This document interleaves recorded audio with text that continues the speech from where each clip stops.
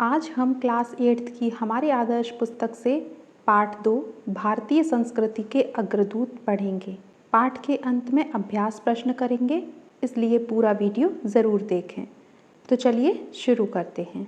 पाठ 2 भारतीय संस्कृति के अग्रदूत। प्राचीन काल में हमारे देश में कुछ ऐसे महापुरुष हुए हैं जिन्होंने भारतीय संस्कृति के आलोक को दूर दूर तक फैलाया। ऐसे महापुरुषों में महर्षि अगस्त्य, महर्षि पतंजलि तथा ऋषि याज्ञवल्क्य का नाम सम्मानपूर्वक लिया जाता है। महर्षि अगस्त्य ने सर्वप्रथम सनातन धर्म, कला, संस्कृति, भाषा आदि का प्रचार सुदूर दक्षिण भारत समेत जावा, सुमात्रा, बोर्निया आदि द्वीपों तक किया। महर्षि पतंजलि ने महाभाष्य की रचना कर भाषा, साहित्य, धर्म, भूगोल, इतिहास, समाजशास्त्र आदि की गहन समीक्षा की। ऋषि याज्ञवल्क्य ने याज्ञवल्क्य स्मृति की रचना कर सामाजिक रीतियों, परंपराओं, मान्यताओं को नियमबद्ध किया। इसीलिए इन तीनों महापुरुषों का भारतीय संस्कृति के विकास में महत्वपूर्ण योगदान है। अब महर्षि अगस्त्य के बारे में पढ़ेंगे। महर्षि अगस्त्य का जन्म काशी, वाराणसी में हुआ था। इनके जन्म काल का कोई साक्ष्य नहीं मिलता। ये शैव मत के अनुयायी थे तथा काशी विश्वनाथ मंदिर में पूजा पाठ करते थे। इनके जीवन का लक्ष्य धर्म का प्रचार करना था। शैव मत के प्रचार के लिए वे दक्षिण भारत गए। इनसे पूर्व किसी ने विंध्याचल को पार कर दक्षिण जाने का साहस नहीं किया था। विंध्याचल का दक्षिणी भाग घने जंगलों से भरा पड़ा था। अगस्त्य ने अपने परिश्रम तथा ज्ञान के बल पर स्थानीय लोगों को शिष्य बनाकर उनकी सहायता से जंगल कटवाया। यहाँ उन्होंने नगरों और आश्रमों की स्थापना कर यहाँ के निवासियों को कला कौशल सिखाया तथा शैव मत का प्रचार किया। पांड्य देश के राजा इन्हें देवता की भांति पूजने लगे। यहाँ अगस्त्य ने आयुर्वेद का प्रचार किया, भाषाओं का संस्कार किया तथा मूर्ति कला का ज्ञान दिया। यहाँ धर्म, कला, संस्कृति, भाषा आदि का सशक्त प्रचार एवं स्थापना करने के बाद महर्षि अगस्त्य भारत से बाहर निकले। भारत से बाहर महर्षि अगस्त्य समुद्री यात्राएं करते हुए अनेक द्वीपों एवं देशों में पहुँचे। इन देशों में इन्होंने सनातन धर्म एवं संस्कृति का प्रचार किया। इन्होंने समुद्री यात्राओं में महारत हासिल कर ली थी। इसीलिए लोग कहते हैं कि महर्षि अगस्त्य समुद्र पी गए थे। कंबोडिया में प्राप्त एक शिलालेख के अनुसार, बच्चों शिलालेख का अर्थ है पत्थर पर लेख। कंबोडिया में एक शिलालेख मिला जिस पर देखिए क्या लिखा है। ब्राह्मण अगस्त्य आर्य देश के निवासी थे। वे शैव मत के अनुयायी थे। उनमें अलौकिक शक्ति थी। उसी के प्रभाव से वे इस देश तक पहुंच सके। यहाँ आकर उन्होंने बुधेश्वर नामक शिवलिंग की पूजा अर्चना बहुत काल तक की। यहीं वे परमधाम को पधारे। कहा जाता है कि अगस्त्य कंबोडिया देश के आगे भी गए तथा आसपास के द्वीपों में भारतीय संस्कृति का प्रकाश फैलाया। भारत से बाहर सुदूर देशों तक जाकर भारतीय संस्कृति एवं धर्म का प्रचार करने वालों में महर्षि अगस्त्य प्रथम व्यक्ति थे। अब बच्चों महर्षि पतंजलि के बारे में पढ़ेंगे। महर्षि पतंजलि प्राचीन भारत के लब्ध प्रतिष्ठित विद्वानों में से एक हैं। इनके जन्म के विषय में कोई पुष्ट प्रमाण नहीं मिलता है। ये पाटलिपुत्र के राजा पुष्यमित्र शुंग के समकालीन 185 से 73 ईसा पूर्व माने जाते हैं। ये अपने दो मुख्य कार्यों के लिए विख्यात हैं। प्रथम तो व्याकरण की पुस्तक महाभाष्य के लिए तथा दूसरे पाणिनि की अष्टाध्यायी की टीका लिखने के लिए। इन्होंने योग शास्त्र की भी रचना की। महर्षि पतंजलि ने महाभाष्य की रचना काशी में की। काशी में नाग कुआं नामक स्थान पर इस ग्रंथ की रचना हुई थी। नाग पंचमी के दिन इस कुएं के पास अब भी अनेक विद्वान एवं विद्यार्थी एकत्र होकर संस्कृत व्याकरण के संबंध में शास्त्रार्थ करते हैं।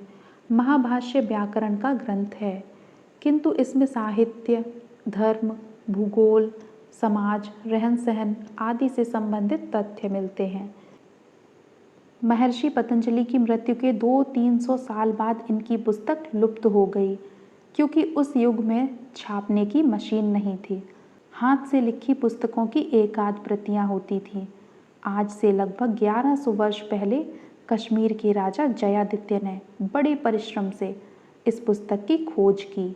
उन्होंने पूरी पुस्तक लिखवाकर अपने राज्य में उसका प्रचार करवाया। तब से आज तक इसकी पढ़ाई होती चली आ रही है। आज जो महाभाष्य का ज्ञान नहीं रखता है उसे संस्कृत भाषा का मर्मज्ञ नहीं माना जाता। पतंजलि ने संस्कृत भाषा को वैज्ञानिक स्वरूप प्रदान किया।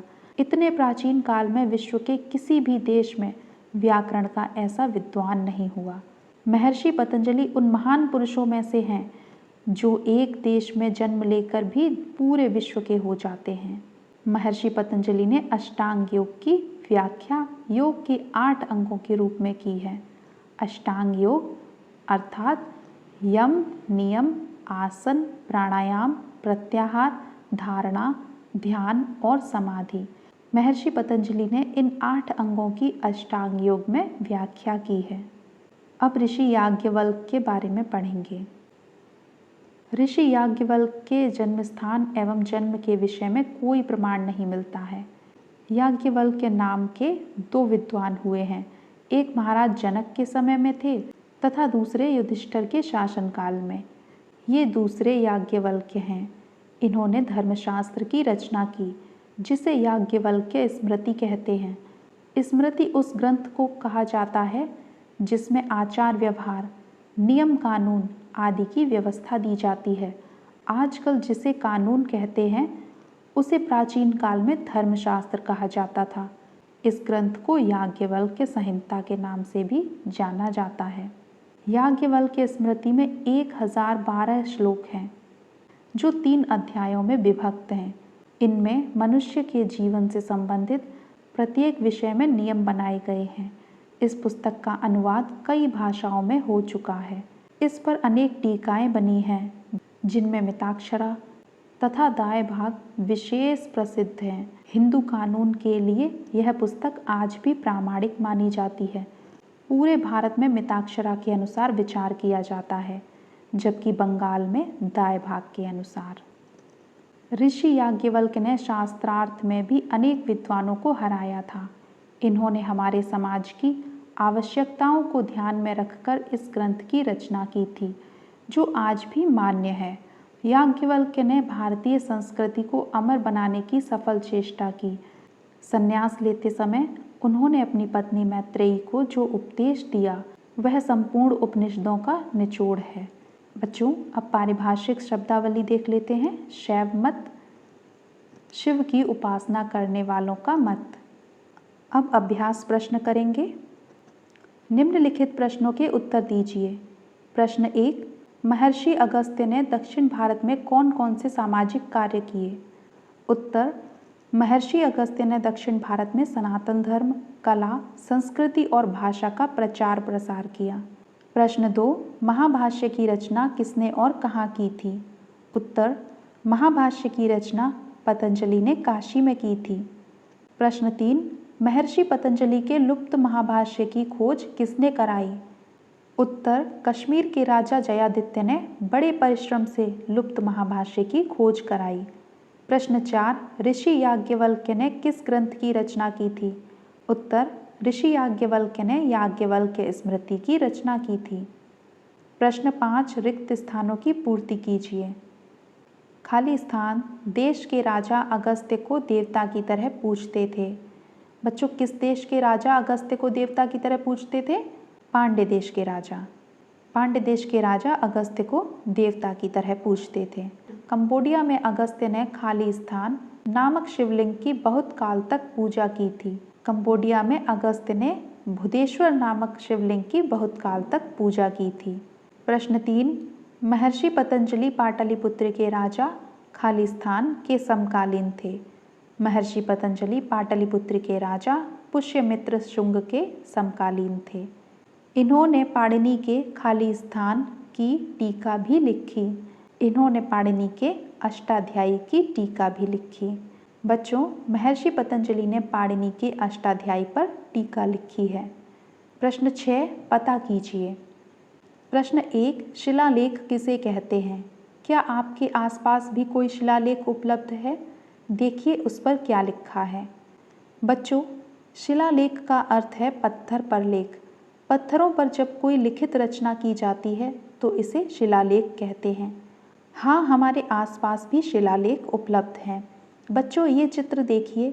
इस तरह का शिलालेख आपने अपने घर के आसपास जरूर देखा होगा।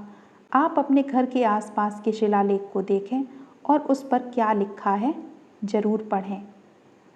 प्रश्न 2, इनके बारे में अपने शिक्षक से पूछिए। उपनिषद। बच्चों, उपनिषद का अर्थ है ब्रह्म विद्या की प्राप्ति के लिए शिष्य का गुरु के पास बैठना। भाष्य। भाष्य ऐसे ग्रंथ हैं जो दूसरे ग्रंथों के अर्थ की वृहद व्याख्या या टीका प्रस्तुत करते हैं। शास्त्रार्थ। धार्मिक वाद विवाद, धार्मिक चर्चा या धार्मिक प्रश्नोत्तर को शास्त्रार्थ कहते हैं। टीका। किसी के कार्यों या स्वभाव चरित्र पर आलोचनात्मक विचार प्रकट करना टीका कहलाता है। बच्चों, आज पाठ तो पूरा हुआ। अगर आपको वीडियो अच्छा लगा हो तो वीडियो को लाइक ज़रूर करें। हमारे चैनल से जुड़ने के लिए चैनल को सब्सक्राइब ज़रूर करें और वीडियो को अपने दोस्तों को भी ज़रूर शेयर करें।